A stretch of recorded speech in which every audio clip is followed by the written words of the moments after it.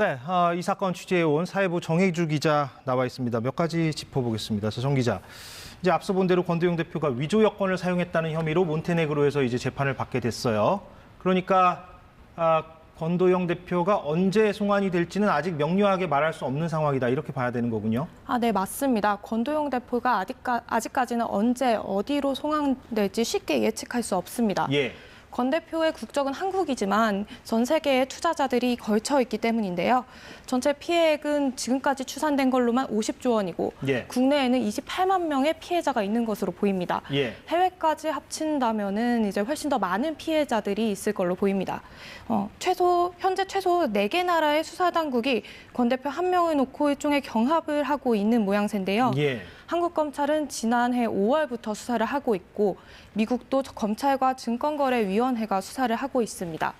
미국은 심지어 우리보다 이제 수사가 더 진척이 돼서 기소까지 된 상태입니다. 예. 테라 본사가 있었던 싱가포르도 지금 투자자들의 고소장을 받아서 수사를 하고 있고 예. 앞서 보셨듯이 몬테네그로에서도 문서 위조 혐의로 기소가 된 상태입니다. 예, 그렇군요.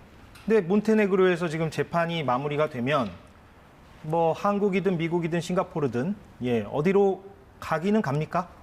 네, 일단은 그렇지 않을까 추정은 되는데요. 예. 어찌됐든 우선권은 몬테네그로 정부에 있습니다. 예. 여권 위조동 혐의로 지금 이제 재판을 진행할 것으로 보이는데 이제 몬테네그로가 신병을 확보하고 있기도 하고 또 사법 주권이 있기 때문에 우선권은 불가피해 보입니다. 예. 다만 문서 위조 혐의는 이 테라루나 사태의 본질은 아닙니다. 그렇겠죠. 그렇기 때문에 이제 대규모 사기 혐의를 수사해온 미국이나 한국으로 송환될 가능성이 높아 보입니다. 예.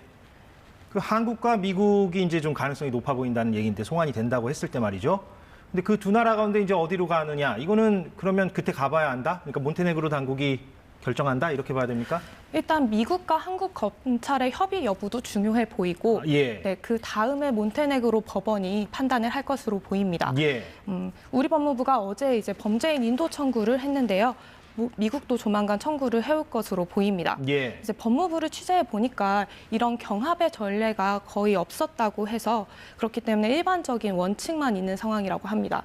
어느 쪽의 수사가 더 진척이 됐는지, 어느 쪽의 혐의가 더 큰지, 그리고 권 대표가 어느 나라의 송환을 원하는지 등을 종합적으로 고려해서 최종 판단을 한다고 합니다. 예. 그리고 또 범죄인 인도 재판 과정에서 권 대표가 방어권을 행사할 수도 있기 때문에 이제 송환이 더 지체될 가능성도 있습니다. 그렇군요. 좀 지켜봐야 되는 부분이 있군요. 그 한국과 미국 중에서 만약에 간다고 했을 때 두 나라 중에서 통상적으로 처벌 수위는 어느 나라가 좀 더 높다고 봐야 됩니까? 미국은 지금 증권 사기 등 8개 혐의로 기소를 했고 예. 한국은 수사 중이긴 하지만 최소 5개 혐의를 들여다보고 있는 것으로 알고 있습니다. 예. 근데 대체로 비슷한 혐의라면 아무래도 미국 쪽의 형량이 더 무겁다고 말할 수 있습니다. 그렇군요. 예, 알겠습니다. 사회부 정혜주 기자였습니다.